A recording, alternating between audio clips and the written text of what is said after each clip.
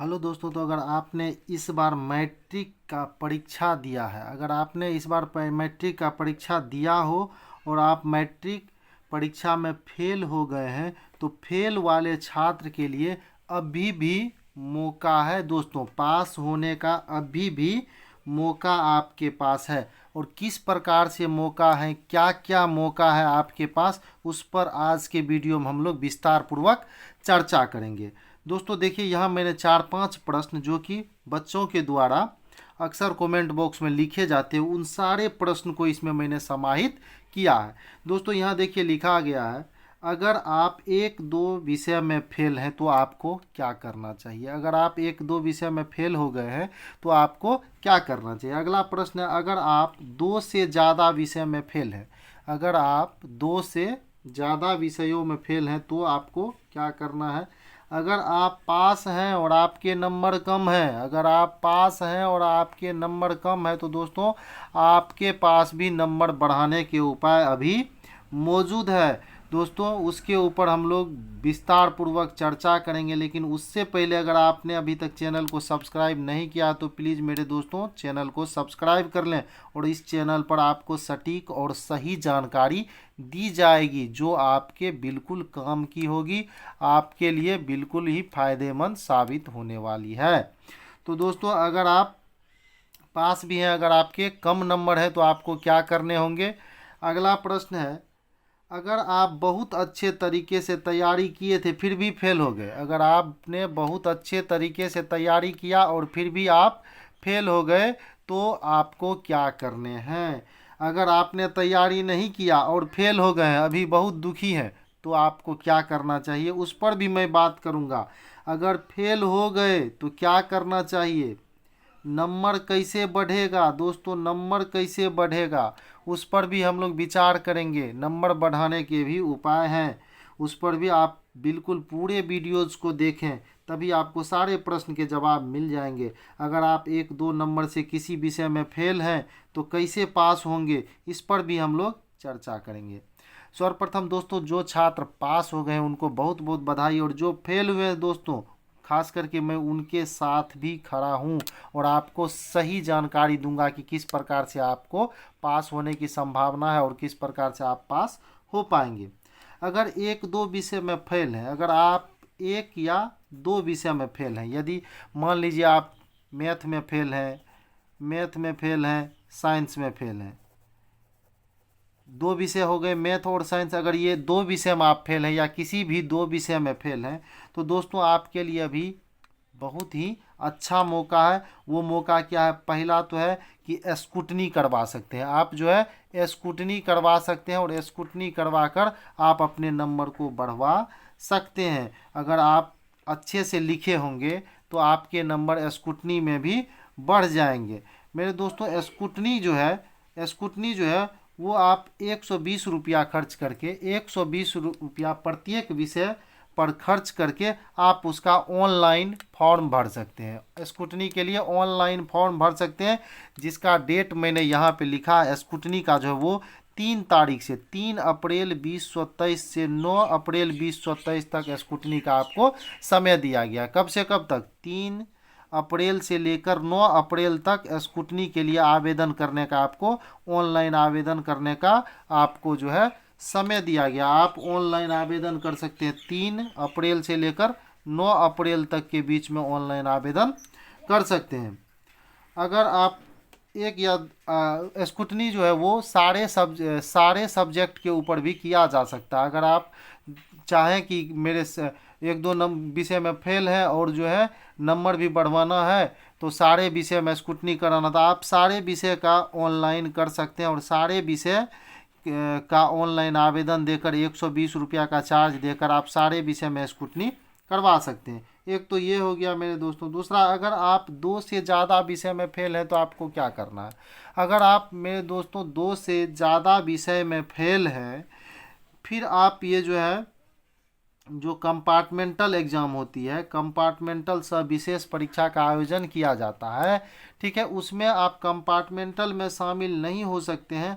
आप बिल्कुल धैर्य बनाए, आपने कहीं ना कुछ कमी किया होगा, तभी आप इतने ज़्यादा विषय में फेल हैं। इस सत्य को आप जो है ग्रहण कीजिए, इस सत्य को आप एक्सेप्ट कीजिए मेरे दोस्तों कि आप अब तो फेल हो चुके हैं। और जब फेल हो चुके हैं तो इससे बिल्कुल ही घबराना नहीं है। फेल हो गए तो क्या हो गया, ये कोई इससे जीवन खत्म नहीं ना हो जाती है, इससे जीवन खत्म नहीं हो जाती है फेल हो जाने से। फेल हो गए तो क्या, अगले बार आप अच्छे नंबर से पास हो जाएंगे। उसके लिए आपको क्या करना है, अभी से तैयारी में जुट जाना है और अगले बार के लिए लगे रहना है। और अगले बार जो है फिर अच्छे से तैयारी करके आपको एग्ज़ाम देना है। अगर आप 2 से ज़्यादा विषय में फेल हुए हैं तो, अगर आप पास हैं और आपके नंबर कम हैं, ठीक है, अगर आप पास हैं और आपके नंबर कम हैं, ये जो 2 नंबर का प्रश्न है दोस्तों, अगर आप 2 से ज़्यादा विषय में फेल हैं तो इस पर मैं एक बार फिर से चर्चा करूँगा लास्ट में, ठीक है। अगर आप पास हैं और आपके नंबर कम है, इसके उपाय हैं मेरे दोस्तों। आप स्क्रूटनी करवा सकते हैं और अपने कॉपी को फिर से, आप अपने कॉपी को फिर से जांच करवा सकते हैं। स्क्रूटनी मतलब, या स्क्रूटनी में क्या, आप नंबर जोड़वा सकते हैं, जोड़वा सकते हैं और उसमें भी आपके नंबर कुछ ना कुछ बढ़ सकते हैं। या फिर आप चैलेंज कर सकते हैं और चैलेंज करने के बाद अपने कॉपी को दोबारा चैलेंज कर सकते हैं और चैलेंज करने के बाद अपने कॉपी का दोबारा जांच करवा सकते हैं। अगर आपको लगता है कि मैंने बहुत अच्छे तरीके से अपने कॉपी को लिखा था और जितने नंबर मुझे आने चाहिए थे उतने नंबर नहीं आए हैं, तो आप जो है चैलेंज का जो चार्ज है वो चार्ज देकर आप चैलेंज करके फिर से अपने कॉपी की जांच करवा सकते हैं। अगर आपने अच्छे से लिखा होगा तो आपके नंबर बढ़ सकते हैं। लेकिन अगर आपने कॉपी में लिखा ही नहीं होगा तो मेरे दोस्तों नंबर बिल्कुल ही नहीं बढ़ेंगे, नंबर नहीं बढ़ेंगे। आपने अगर कॉपी में नहीं लिखा होगा तो नंबर नहीं बढ़ेंगे। लेकिन अगर आपने लिखा होगा और किसी वजह से आपके नंबर कम आए होंगे तो यहाँ से आपके नंबर बढ़ सकते हैं। आपको क्या करना होगा, चैलेंज करना होगा। अगर आप बहुत अच्छे तरीके से तैयारी किए फिर भी फेल हो गए, अगर आपने बहुत अच्छे तरीके से तैयारी किया और फिर भी फेल हो गए, तो दोस्तों अगर आपने बहुत अच्छे तरीके से तैयारी किया होगा तो ज़रूर ही आपने परीक्षा में प्रश्न को हल किया होगा। फिर इस स्थिति में जब आप फेल किए होंगे तो कुछ ना कुछ बोर्ड की गड़बड़ी या स्क्रूटनी में मार्क्स को जोड़ने में, कैलकुलेट करने में गलती हुई होगी, या फिर आपको मार्क्स कम मिले होंगे। तो आप स्क्रूटनी के लिए भी अप्लाई कर सकते हैं और जो है क्या कर सकते हैं, चैलेंज भी कर सकते हैं। अगर आपको पूर्ण विश्वास है कि मैंने बहुत अच्छे तरीके से पेपर को लिखा था और मेरे मार्क्स कम आए हैं, तो उस स्थिति में आप चैलेंज कर सकते हैं। अगर आपने तैयारी नहीं किया और फेल हो गए, दोस्तों देखिए, अगर आपने तैयारी नहीं किया और आप फेल हो गए हैं तो बिल्कुल ही दोस्तों फिर चिंता क्या करना। जब आपने तैयारी ही नहीं किया तो फिर पास नहीं हुए तो क्या दिक्कत है, इसमें क्या क्या परेशानी है। जब आपने तैयारी ही नहीं किया और अभी चिंतित है, अभी चिंतित बिल्कुल नहीं होना। इस सत्य को, भले ही ये मेरी बात कटु लगेगी आपको, थोड़ी सी कड़वा लगेगी, लेकिन ये बिल्कुल ही सत्य बात है कि जब आपने तैयारी ही नहीं किया, पढ़ने के समय में पढ़ाई पर ध्यान ही नहीं दिया, तो फिर पास होने या ना होने से क्या फ़र्क पड़ता है। आप इसे स्वीकार करें, आप इसे स्वीकार करें और जो है आप तैयारी में फिर से लगें। मान लीजिए आप अभी छात्र जो है, बहुत छात्र बोलते हैं मैंने नहीं पढ़ा था क्योंकि मेरे यहाँ ये फंक्शन था, या मेरी दादी बीमार थी, या मेरे दादाजी बीमार थे। दोस्तों इस स्थिति में अगर आपने पढ़ाई नहीं किया था तो आपको चिंता नहीं करना है, इस कटु सत्य को आपको एक्सेप्ट करना है। हाँ, जब आप तैयारी करते फिर आप फेल हो जाते, फिर जो है फिर कठिनाई थी, फिर टेंशन होता है। लेकिन जब आपने तैयारी ही नहीं किया तो फिर किसी को दोष देने से क्या फ़ायदा। बहुत सारे ऐसे छात्र हैं जिन्होंने तैयारी ना किया होगा, जो जिस समय में पढ़ाई के समय में उसके शिक्षक लोग बोलते होंगे वो शिक्षकों की बात नहीं मानते होंगे, घूमने फिरने में अपने समय को व्यतीत कर दिया। और जब घूमने फिरने में समय को व्यतीत कर दिया तो आपकी तैयारी निश्चितता नहीं हुई होगी, और जब आपकी तैयारी नहीं हुई तो आपके विषय जो है क्रॉस लग गए होंगे, या आपके मार्क्स जो है बहुत कम होंगे। तो ऐसी स्थिति में दोस्तों क्या करते हैं वो छात्र, अपने दोस्त को एक्सेप्ट नहीं कर पाते हैं कि मेरे वजह से मेरा रिजल्ट नहीं हुआ। वो क्या करते हैं, अपना दोस्त दूसरे के सर पे मरते हैं। क्योंकि सब मानव का ये गुण है कि वो अपने ऊपर दोष लेना नहीं चाहता है, अपने आप को वो कभी दोषी नहीं मानता है। ठीक है। एक कहावत है गाँव में कि अपने दही को कोई भी जो है खट्टा नहीं कहता है। क्यों नहीं कहता है खट्टा? वही उसका अर्थ यही है कि अपना दोष कोई भी अपने ऊपर लेना नहीं चाहता, वो अपना दोष दूसरे के सिर पर मरना चाहता। तो वैसे बच्चे क्या करते हैं, कहते हैं मैं जहाँ पढ़ता था वहाँ के सर जो है वो अच्छे से पढ़ाए ही नहीं। नहीं दोस्तों, ये बिल्कुल गलत बात है, किसी के ऊपर दोष बिल्कुल ही ना लगाए। आपको तो पढ़ाया गया ही होगा, लेकिन आपने जो पढ़ाए गए सब्जेक्ट थे उस पर ध्यान नहीं दिया, उसको जो है पढ़ा नहीं, उसको याद नहीं किया, उसको स्मरण नहीं किया, इसीलिए आप जो है परीक्षा को क्वालिफाई नहीं कर पाए। तो इसमें उसकी उस टीचर की कोई गलती नहीं है जिन्होंने आपको पढ़ाया था, गलती आपने किया है। तो दोस्तों खामियाजा भी आपको ही भुगतना पड़ेगा। इसमें जो है परेशानी नहीं होनी चाहिए, इसमें घबराना बिल्कुल नहीं है। फेल होना कोई बड़ी बात नहीं है। एक शासक के बारे में आपने सुना होगा, वो 17 बार में जो है इंडिया पर जो है विजय प्राप्त किया था। तो ये चलते ही रहता। फेल पास सिक्के के दो पहलू है। अगर आपने परीक्षा दिया है, आपने एग्जाम दिया है, तो या तो आप पास होंगे या नहीं तो आप फेल होंगे। हो सकता है आप बहुत अच्छे नंबर से पास हो या फेल हो जाए, दो ही इसका परिणाम होगा, फेल या पास। या तो सिक्का उछलेगा तो हेड आएगा या टेल। तो आपको दोनों परिणाम को एक्सेप्ट करने की क्षमता होनी चाहिए।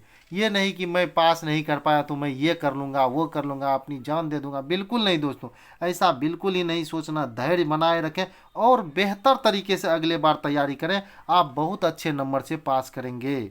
ठीक है, आप बहुत अच्छे नंबर से पास करेंगे, बशर्ते कि आपको जो पढ़ाए जाते हैं उसे ध्यान में रखें और जो है अभी से मेहनत में लग जाए।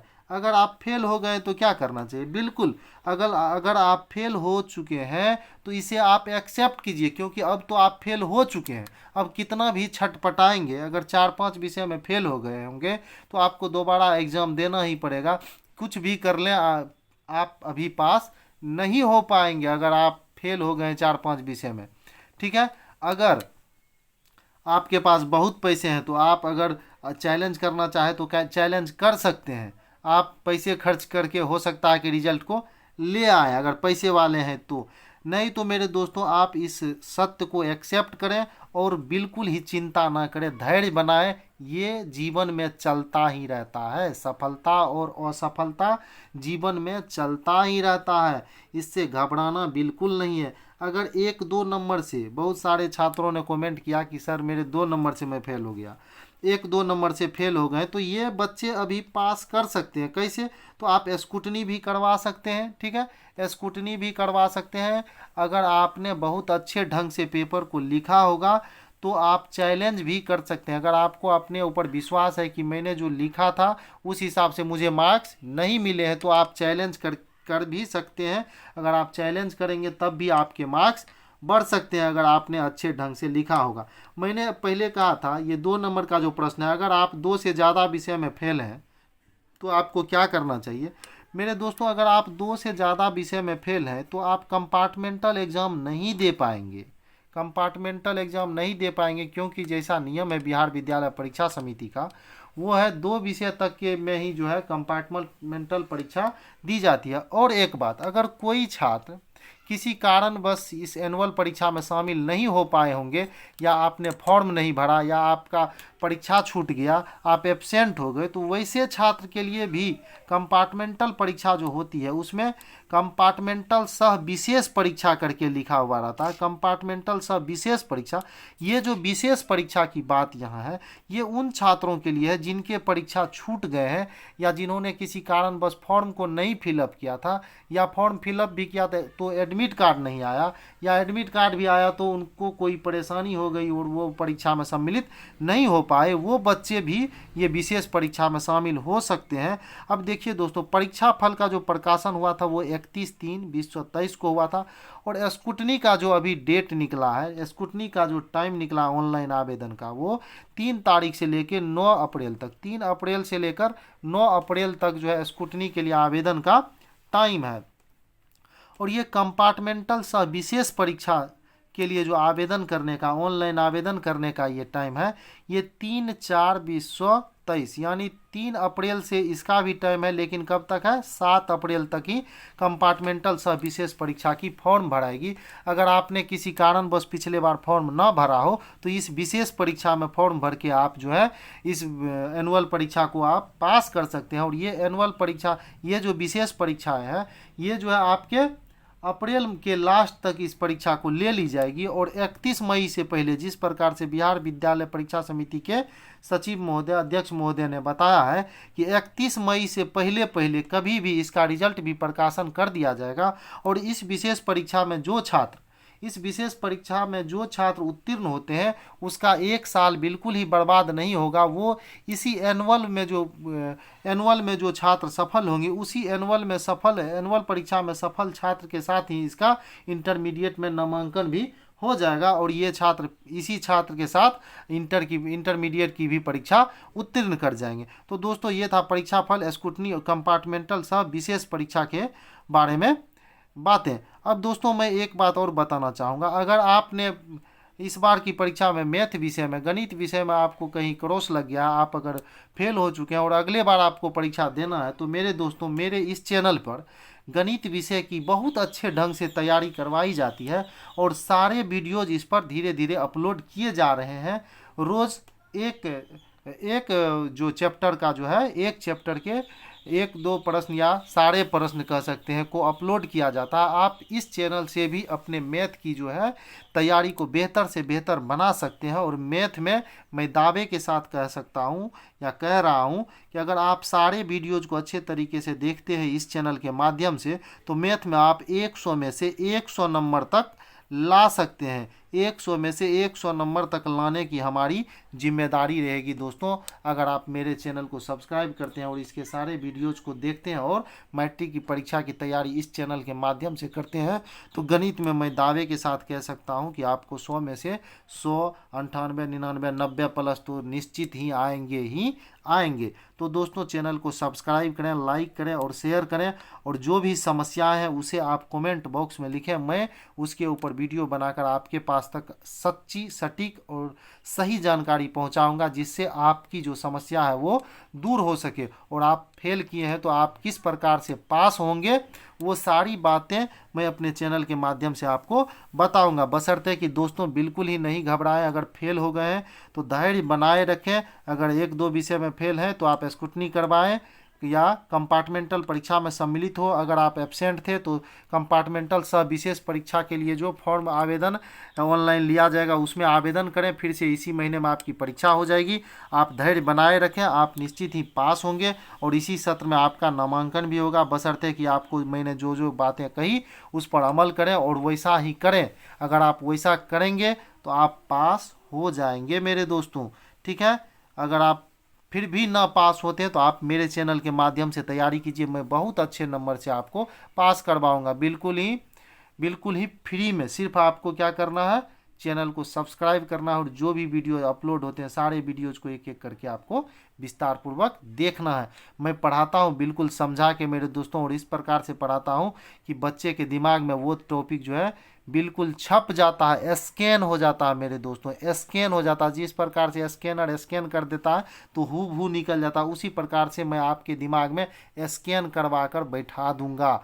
और आप जैसे ही परीक्षा हॉल में प्रवेश करेंगे, प्रश्न देखते ही आप प्रश्न को हल कर देंगे, चाहे वो ऑब्जेक्टिव हो या सब्जेक्टिव हो। दोनों विषय में, सब्जेक्टिव ऑब्जेक्टिव दोनों में आपको एकदम पूरे के पूरे अंक में दिलवाऊंगा दोस्तों, बशर्ते कि आपको मेरे बताए गए रास्ते पर चलना है, ठीक है। मेरे सारे वीडियोज को देखने हैं, मैं जैसा कहता हूँ वैसा आप करें, आप निसंकोच बहुत अच्छे नंबर से पास होंगे।